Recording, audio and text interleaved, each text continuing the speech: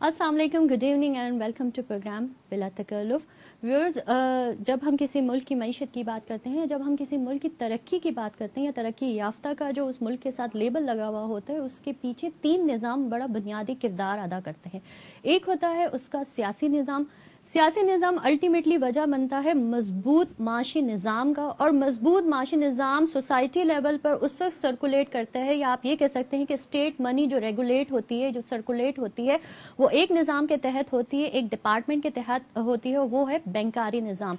तो ये बात बिल्कुल एक क्लियर हो गई है कि किसी भी मुल्क की तरक्की उसके 3 पिलर्स पर खड़ा होता है। नंबर 1 उसका पॉलिटिकल निज़ाम, सियासी निज़ाम, नंबर 2 इसकी इकोनॉमी, माशी निज़ाम, एंड नंबर 3 उसका बैंकारी निज़ाम यानी बैंकिंग सिस्टम।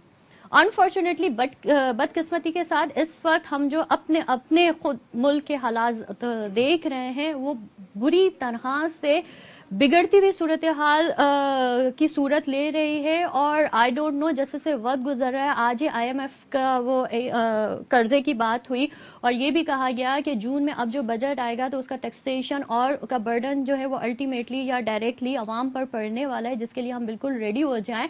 तो ये हम किस तरफ जा रहे हैं? अगर इसको हमने सस्टेन किया तो इसके नताइज बहुत बुरे अक्स होंगे, और खुदा ना खास्ता ये मुल्क और कौम और कौमियत पर भी इसके असरात मुरतब हो सकते हैं। और एक बिगड़ती हुई सूरत हाल से एक बेहतरी की तरफ किस तरह जाया जा सकता है, क्योंकि इस इशू पर बात करना बहुत ज़रूरी है। आज हमने दावत दी है, फाइनेंशियल एनालिस्ट हैं, कॉलमनिस्ट हैं, कलम से इनका से मिलते हैं इस ब्रेक के बाद। जी viewers, welcome back programme Bila तकल्लुफ़। और आज हम बात कर रहे हैं अपने मौजूदा सूरत हाल जो हमारे अपने मुल्क की है, सियासी, माशी और उसका बैंकारी निज़ाम जो बुरी तरह से कोलैप्स हो रहा है। और अगर ये इसको हमने प्रोलॉन्ग किया तो आई डोंट नो कि हम कहाँ खड़े होंगे इस दुनिया में।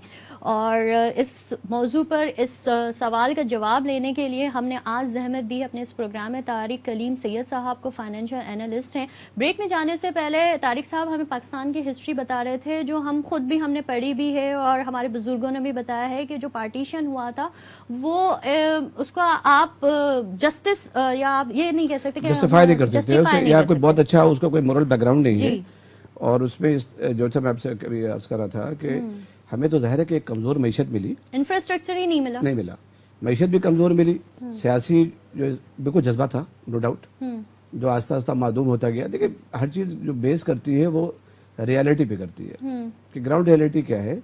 बदकिस्मती ये रही है, जो मैं समझता हूँ मेरे लिहाज से, बदकिस्मती ये रही जो हमें हमारी जो सियासी माशी पसमानदगी का मामला रहा शुरू में, वो ये रहा कि 1940 के बाद जब लोगों को समझ में आया कि हाँ अब तो पाकिस्तान बनना ही है, सारे फ्यूडल लॉर्ड्स, तमाम तवाने, तमाम दौलताने, तमाम ये लोग मुस्लिम लीग में शामिल हो गए। जैसे ही आज़ादी, ये पाकिस्तान आज़ाद हुआ, ये तमाम लोग शामिल हो गए।